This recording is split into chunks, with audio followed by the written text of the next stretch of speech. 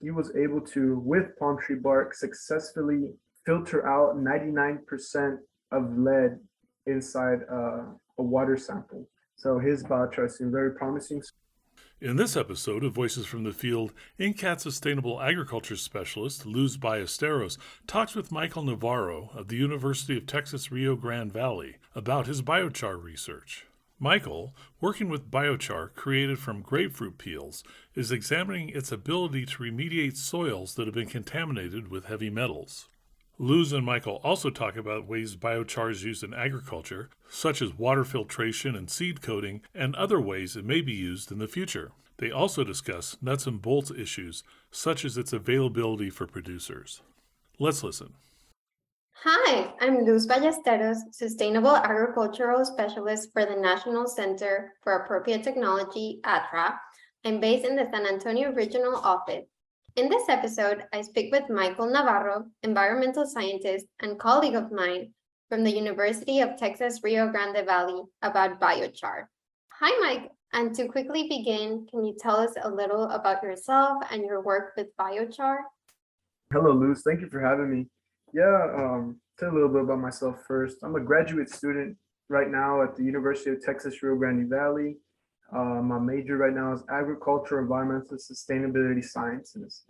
Currently, I'm finishing up a thesis that's titled Grapefruit Peel, Biochar, and its Immobilization Properties for Lead and Copper Ions in Soil.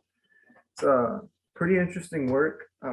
Basically, I got inspired from working construction jobs earlier in my life. I used to work at a place called Soil Tech, in which I was a hands-on soil conservator. So what we did was apply rock gabions on wildlife corridors along the Highway 77. I hydro-seeded, I hydro-mulched, preventing erosion, loss of soil. I also did a lot of silt fencing. I grew a passion for conserving soil and understanding the life that comes from soil and how we all depend on it, how every single organism in this world depends on the microorganisms within our body and within the soil. Back to my research. I basically want to test the capacities of grapefruit peel-derived biochar. I have two temperatures with them, 450 degrees Celsius and 800 degrees Celsius. The reason as to why I have two temperatures is because it has been noted through research that a lower temperature, well, lower than 500 degrees Celsius temperature biochar has been known to keep a lot of chemical sites more active compared to having a high temperature biochar. So it has more active sites that allow for better sorption of these heavy metals, specifically copper and lead. Has been noted to hold on to more fertilizers, other compounds that have been known to benefit plants.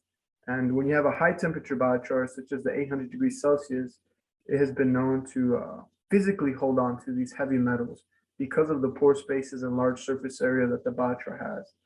So lower than 500, you're looking at more chemical charged immobilization, and higher than 800, you're looking at a physical immobilization, getting trapped in these little micropores that the biochar has.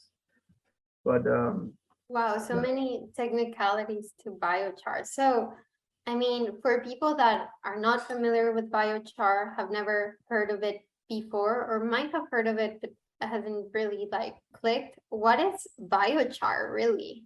Yeah, biochar is an organic material that has undergone a process called pyrolysis. And pyrolysis is the degradation or breaking down of that organic material in an environment where little to no oxygen is present. With that being said, what goes on in that process, basically you're cooking it in an oven or a large furnace, and it concentrates down. It restructures the organic material that you once had, in my case, grapefruit peel. And what it does is concentrate its carbon forms. It concentrates any potential nutrients it has. One thing I did check in my samples were for carbon and nitrogen. And compared to natural soil, this had a lot more carbon and nitrogen, which was very promising as a soil amendment. Biochar can be made with any type of organic material.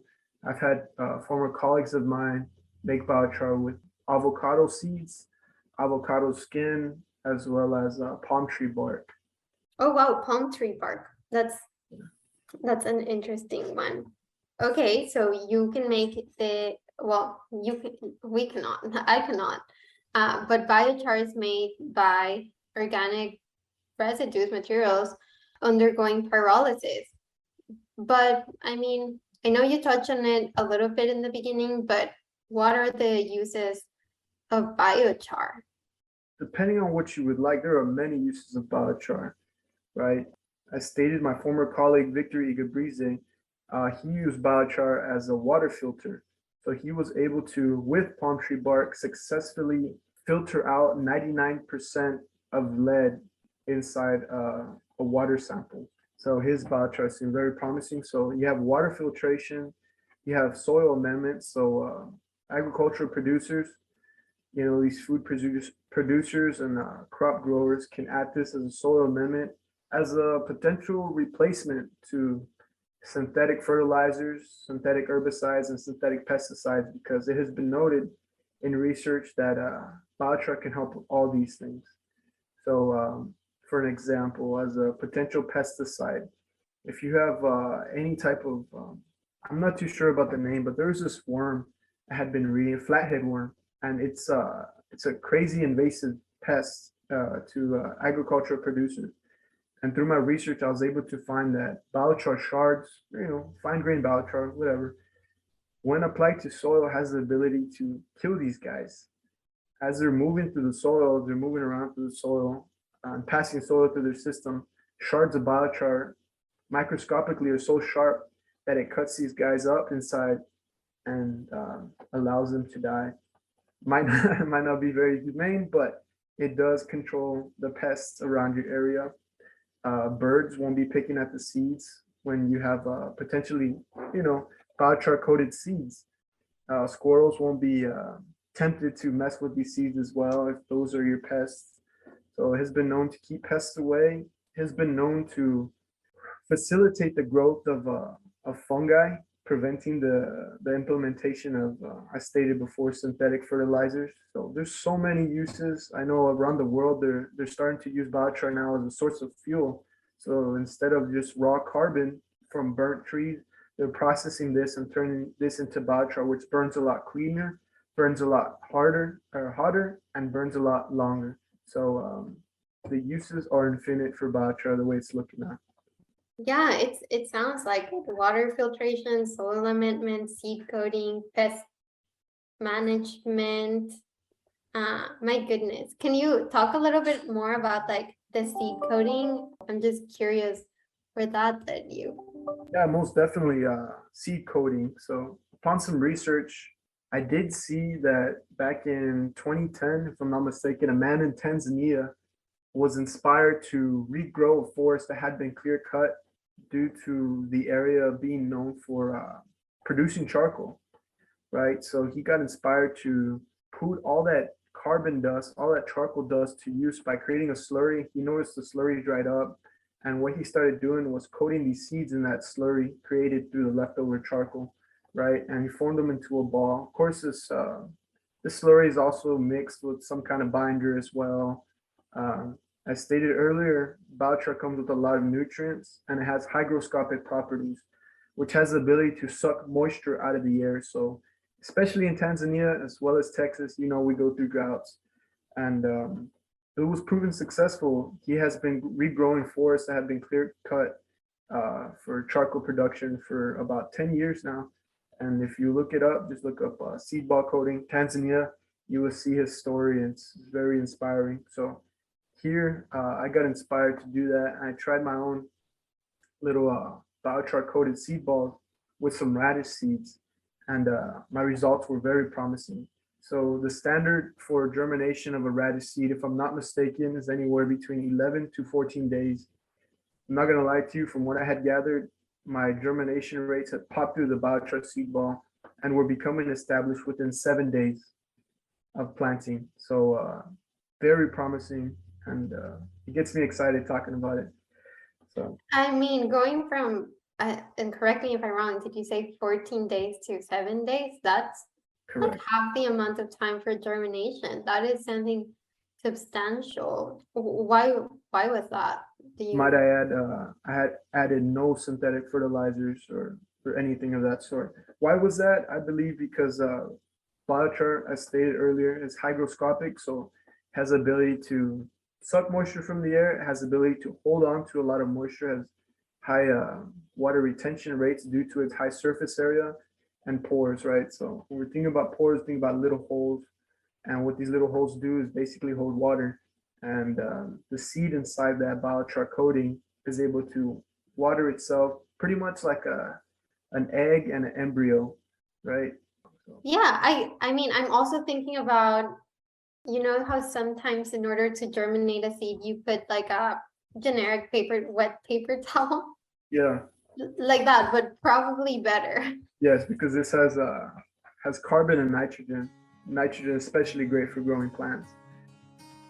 The ATTRA website has been connecting sustainable agriculture students and farmers around the country for decades. Our free internship hub makes it easy to find interns or farmers looking to hire interns.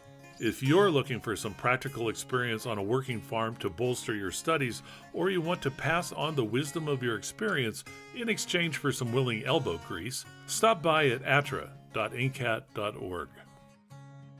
So I know biochar often is associated with soil carbon sequestration. So how does that work? Because it seems to be working in all the other realms. I'm just curious, how can biochar serve as an aid to soil carbon sequestration? Sure. Well, soil carbon sequestration, as we know, we've heard it plenty of times. We hear it in politics. We hear it in our science classes. It's basically, I would say, pulling carbon from the atmosphere and turning it into a physical form that is not as volatile to returning back to the atmosphere, right? So what's better than actually creating the carbon and applying it straight to the soil, sequestering that physical form of carbon. And through the process of pyrolysis, you create a form of what can be considered as a recalcitrant carbon, a very stable form, very hard to break down to anything else. So once it's carbon, it's going to stay carbon for a long time. That's why scientists carbon date material they find, in archaeology sites because it stays forever. So turning organic material to biochar is a great form of carbon sequestration. I've seen in other research that I think in the Great Lakes, they were growing seaweed. And what they were doing with that seaweed was growing it and they were dropping it deep down to the bottom of the lake in order to prevent decomposition of that material, right? So they were just basically growing it, throwing it down. I feel like biochar, once turned into carbon, it has plenty of uses as well as coupled with carbon sequestration.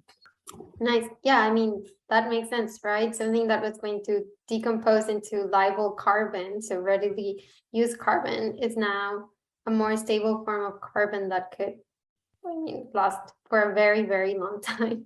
Yeah, and it has also been known to enhance soil quality, such as stated, the high surface area and pore structure of biochar provide a habitat for soil microorganisms, including nitrogen-fixing bacteria, as well as beneficial fungi, which can provide a lot of plant-available nutrients. So that's a great plus for people who grow crops, rangelands, grasslands. Very great. By applying biochar to soil, biochar has the ability to increase the soil's cation exchange capacity, therefore allowing the soil to ionically hold on to more beneficial plant nutrients, as stated before. So it's just a win-win when you apply biochar to soil. You increase its ability to hold on to nutrients. You increase its ability to hold on to water your nearby plants, water the root systems, keep the soil moist, hold on to soil organic matter, which has been known to provide all these nutrients for these microbiota in the soil. So by physically adding a stable form of carbon into the soil, it's nothing but positive. So biochar has so many uses. It sounds like a win-win. So where can people purchase biochar? So commercially, biochar, I haven't personally seen it. There's a few, I haven't seen it nearby, shall I say. But there's a few companies online that have the ability to ship you biochar wherever you're at nationally, but they sell them in little boxes. I have yet to see large containers full of biochar, right? Potentially, personally, I would like to start a biochar production company here in the valley, native to RGV. I feel it would be great for all the local farmers to have ease and access to a great product such as biochar. One that's not expensive to create or sell. One that's going to add a lot of benefits. Especially here in the valley, we've been known to over apply the synthetic fertilizers and pesticides, and that has all ran off through our watershed out to Laguna Madre. So with the application of biochar, as stated earlier, has the ability to immobilize potential pollutants. So therefore, cleaning up our watersheds, cleaning up our nearby ocean or stated estuary, Laguna Madre. Yeah, people could purchase biochar potentially in the future. Nice. Yeah, maybe in the future it would be a little more affordable. So as of now, could biochar be affordable for big agricultural operations? And I'm talking for people that have more than 100 acres of land. As of now, I'm not too sure if the biochar production processes are so efficient to provide enough quantity for talking hundreds and thousands of acres of land. I feel eventually in the future, scientists such as ourselves, engineers such as our colleagues could potentially create more efficient ways that are, net carbon neutral or potentially even net carbon negative as we reapply this carbon back to the soil. But at the moment, I haven't heard of any major producer of biochar. They could be out there, but it's going to be a lot to provide enough biochar for these big agricultural operations. Yeah, and I imagine because maybe the demand is not as great, it would be like substantially more expensive. But I mean, it has like a great benefits. So kind of like for smaller operations, how can people apply biochar to their crops and grazelands? I know you touch about a little bit about soil amendment and seed coating, but it might be worth repeating. Like, how would people apply it? Yeah, you're right about all the positive benefits. People could apply biochar directly to the soil. They could apply it right in the root system of soil. They could potentially mix in or till in soil or till in the biochar within the soil to help out with nutrient loading, to help out with water retention. As mentioned earlier, they could coat their seeds. I did read a research paper a few years back, and it did say Florida, which is the #1 citrus producer in the country, Texas, RGV is #2. They were applying biochar as a scientific experiment to prevent, the inclusion of pests while growing. So as an organic method of pest protection or things such as that. And the research revealed that there are plenty of positive benefits whilst applying biochar to your plant areas. Yeah, definitely. I mean, it sounds interesting and easy to apply. And I just cannot help myself to ask you this question. And it's okay if you don't know the answer. It just kind of like popped in my head. But can biochar be organically certified? Probably, right? That's a great question, Luz. You know why? Because I have been thinking the exact same for my research. So my feedstock is the grapefruit peel that I'm gathering. It's coming from organically certified orchards. So basically, my grapefruit peel is organic, and I'm turning that into an organic biochar. So it has been grown in an area where there are no synthetic fertilizers, no pesticides, no herbicides, and it's purely carbon and nitrogen. So yeah, potentially we could get biochar organically certified through maybe third party or maybe even first party organizations. Yeah, and I mean, I think this is a great topic of conversation and potential market because it has so many benefits. It could essentially be a organic soil amendment and like organic pest control. So I'm glad you mentioned that. I'm glad we touched base on this. As far as we know, I haven't seen anything such as an organic certified soil amendment. Maybe it's a new field of study coming up, new market. So very interesting. Thank you for asking that question. No, thank you for answering. And thank you so much for joining me today. That's it for this episode. Thanks for listening. Additional information about this episode and related resources can be found at attra.ncat.org. Don't miss an episode. Subscribe to Voices from the Field wherever you get your podcasts. I'm your host, Rich Myers. ATTRA, Voices from the Field, is produced by the National Center for Appropriate Technology, headquartered in Butte, Montana. It's supported by the USDA Rural Business Cooperative Service as part of NCAT's ATTRA Sustainable Agriculture program. Any opinions, findings, conclusions, or recommendations expressed in this recording are those of the participants and do not necessarily reflect the views of the USDA or NCAT. We'll catch you again next week, and until then, keep on farming.